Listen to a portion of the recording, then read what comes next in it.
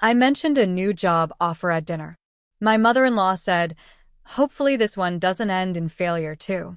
My sister-in-law added, "How many careers is this now?" My husband just kept eating. I smiled, finished my meal, and accepted the offer that night. I made sure the press release mentioned their last name, as the reason I push harder every time. I'm not even sure where to start. Maybe with the fact that I wasn't always like this, cold, sharp, closed off. I used to want to belong. I used to want to be accepted by Daniel's family. I thought if I worked hard enough, stayed polite enough, earned enough, they'd eventually stop treating me like an outsider. But I was wrong. So unbelievably wrong. I met Daniel at a conference in San Diego when I was 27. I was giving a talk on early-stage tech teams. He was in finance, attending with a client. We bumped into each other during a breakout session. Exchanged numbers. 1 week later, we were having drinks. 1 month later, we were talking about moving in together. It moved fast, but not recklessly. He was stable. Safe. The kind of man you picture when you want to stop spinning. I'd just come off a tough breakup and was recovering from getting laid off when my old startup went under. At the time, I blamed myself. I'd put everything into that job. I worked 70-hour weeks. I helped build that thing from a 6-person team to 40-plus employees. And when the funding dried up, I was cut loose like the rest of them. I was burned out and ashamed. Daniel made me feel calm.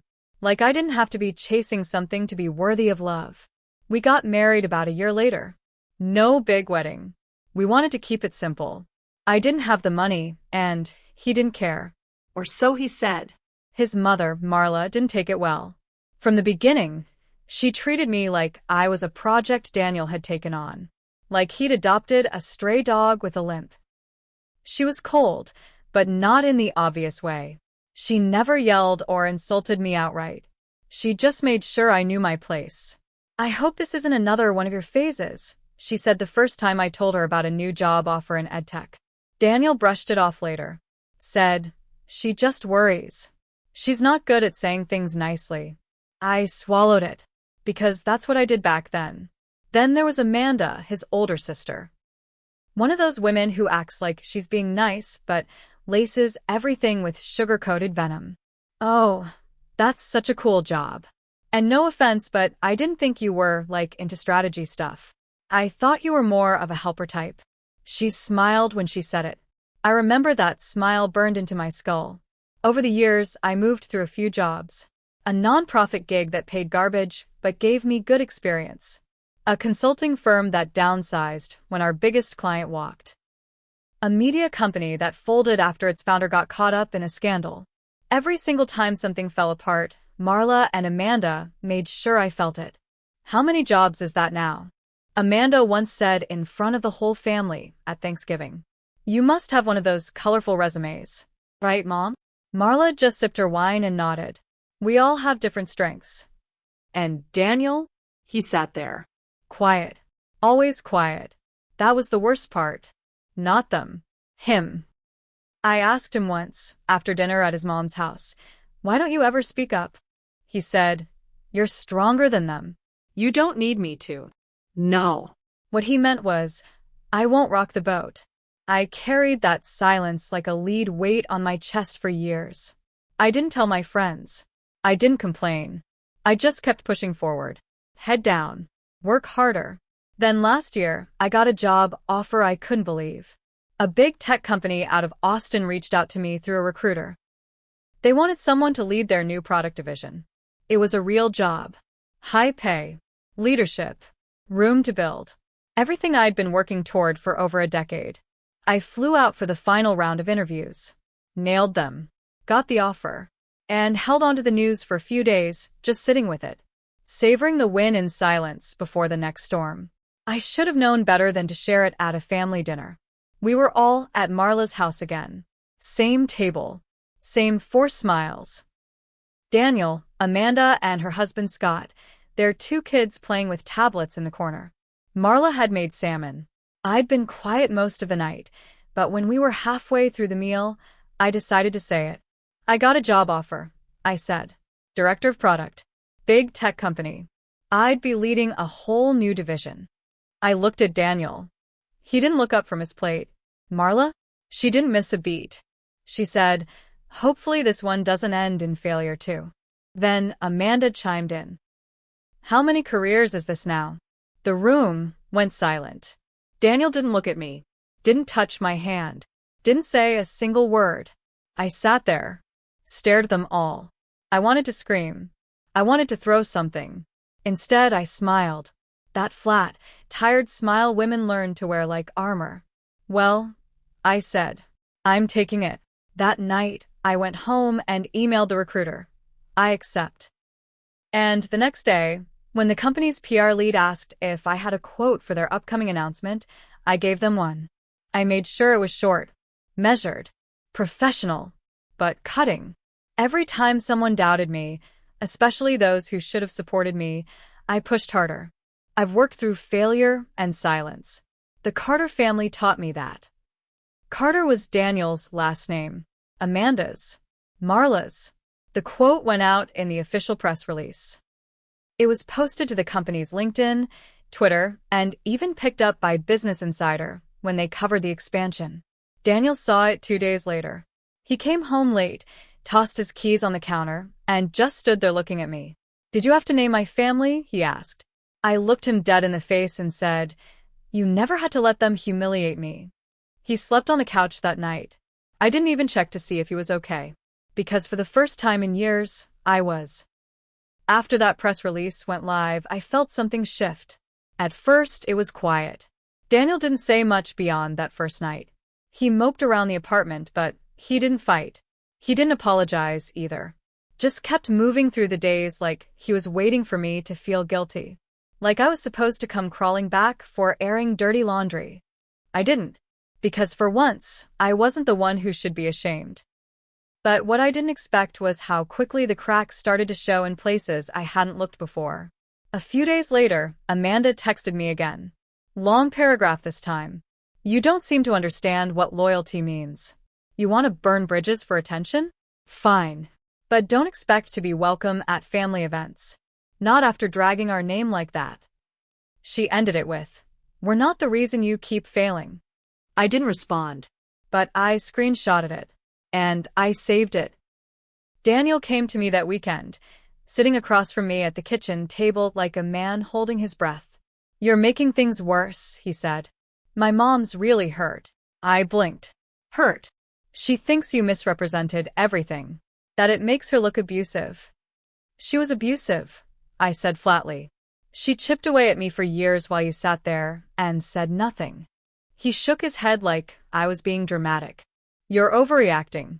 She never meant it that way." That was it for me. I realized he wasn't just passive, he actually believed they had done nothing wrong. That all of this, the mockery, the put-downs, the smirks, the silence, was normal. That night, I packed a suitcase and checked into a hotel downtown. I didn't leave a note. I didn't text. I just left. The next morning, I woke up and saw an email from my new job's comms team. The press release had made some waves. An industry podcast wanted me on as a guest to talk about persevering through sabotage from inside your circle. They loved the quote, called it powerful. I agreed to the interview, and I told the truth. No names, no personal stories, just facts. That some people marry into families that never see them as enough. That silence from the person closest to you can be more damaging than open hostility. That mockery can be polite, hidden behind smiles, passed off as just jokes. After that interview aired, people started DMing me. Women, men, people in similar situations. They called me brave. They thanked me. Meanwhile, Daniel was spiraling. He showed up at my hotel one night unannounced. The front desk called to ask if they should let him up. I said no. So he waited in the lobby for over an hour, then texted me at 11:42 p.m. "I can't believe you'd turn this into a whole campaign. Do you even care what this is doing to me?" That was the moment I realized something deep. Daniel never saw me as a partner. He saw me as someone to manage. A woman to keep steady. Someone who should stay in line, avoid conflict, and never, never embarrass his family. And the moment I stopped playing along, he unraveled. Amanda sent me one final message a week later. It was short. "You've made an enemy out of the wrong family." I just stared at the screen, trying to feel fear. But I didn't. What I felt was something colder. Calmer. Like all the guilt they'd buried me under for years had finally burned off. But I wasn't done yet, because I hadn't even started building what would come next. About 2 weeks after I moved out, Daniel messaged me again. This time it was different. "We need to talk. Not about the family. About the apartment. And other stuff." I agreed to meet him. Neutral place. A coffee shop near campus that we both used to go to when we were dating. I didn't trust him enough to invite him to where I was staying. When I walked in, he looked tired. Not just physically. Like something was weighing him down. He had a folder in front of him, his laptop open, and a bunch of papers I couldn't see yet. He started with, "I'm not here to fight." I said, "Good." "Because I'm not here to listen to excuses." He nodded, stayed quiet for a minute, then slid a piece of paper toward me. "You need to know about this before it blindsides you." It was a notice. A formal one. Turns out, 6 months earlier, while we were still living together, Daniel had refinanced our condo. Without telling me. We bought the place 2 years after we got married. Both our names were on it, but I'd contributed the down payment using savings from my old startup exit. It wasn't huge, but it mattered to me. I never thought I needed to watch him. I trusted him with the finances because, well, he was an accountant. That was supposed to be his strength. But now? That paper told me he'd quietly taken out equity behind my back to help Amanda and Scott cover a lawsuit settlement from a failed property deal. They'd made a bad investment. Got sued. Were on the hook for tens of thousands. And Daniel helped them, using our home. I felt my stomach drop. "You forged my signature?" I asked quietly. "No, it didn't require yours. You weren't on the refinance because technically the loan was under my credit. So you used what I helped buy to bail them out." He didn't answer. I stood up and walked out. Right there. Left him sitting with his papers, his guilt, and his weak apologies. Back at the hotel, I called a lawyer. The same night. It was like something snapped in me. The emotional pain I'd been swallowing for years hardened into something else. Resolve. I started gathering documents. Texts. Emails. Every condescending message from Amanda. Every time Marla wrote something patronizing and cruel. Bank statements. Title deeds. Copies of our communications about the condo. I even dug through old tax filings Daniel had handled, ones I hadn't really paid attention to before. And guess what? That wasn't the only favor he'd done for his family. He'd been sending money to Marla monthly. $1,000. From our joint account. Framed it in our budget as miscellaneous support. For her. The same woman who once told me I'd never make it in business because I wasn't intimidating enough. It hit me then. I was never part of that family. I was the outsider who funded it. Quietly. Without my consent. The next day, I walked into my lawyer's office and said, "I want out. And I want everything that's mine back." She nodded. "Then we go for the house. And we subpoena the bank." And we did. I filed for divorce 2 weeks later. Cited financial betrayal and breach of marital trust. His attorney tried to stall. Sent a letter saying they preferred to settle privately. I didn't respond. I let the process move forward. And while that storm brewed in court, I kept showing up at my new job, leading my team, getting press coverage, mentoring interns, and building the kind of career that no one in that family could laugh at anymore. They stopped reaching out. No more texts. No more veiled insults. Because now, I wasn't just the woman they dismissed. I was the woman who could destroy everything they thought made them untouchable. And I wasn't done yet. When I filed for divorce, Daniel acted like I was being emotional. "Come on," he said in one of the few calls we had after. "You're blowing this way out of proportion." I didn't even answer. I just hung up. Because by then, I wasn't hurt anymore. I was done. My lawyer went hard. We had proof that Daniel had used equity from our shared property without telling me. His family's involvement made it worse. Especially when we uncovered a paper trail showing Amanda had been depositing repayments directly into Daniel's personal account. It was all tied together. They tried to claim I had agreed verbally. I had no idea Amanda was paying him back. Not once did he mention it. And even if I had agreed, which I didn't, using marital assets for outside family debts is a legal line you don't cross without full disclosure. We had him. It dragged out for 5 months. In that time, Daniel moved back in with his mother. Amanda and Scott went quiet. No more threats. No more smug texts. Just silence. During mediation, his attorney floated a pathetic offer. I'd keep the furniture and my car, and we'd settle the house as joint loss. I countered with full ownership of the condo, reimbursement for my down payment, plus interest financial penalty for misuse of marital property and removal of Daniel's name from the property title. When they hesitated, my lawyer slid the subpoenaed documents across the table. The forged budget, the payments from Amanda, the emails between them. Then she calmly said, if we go to court, we'll request a financial misconduct ruling, and your client will likely walk away with nothing. They folded within 48 hours.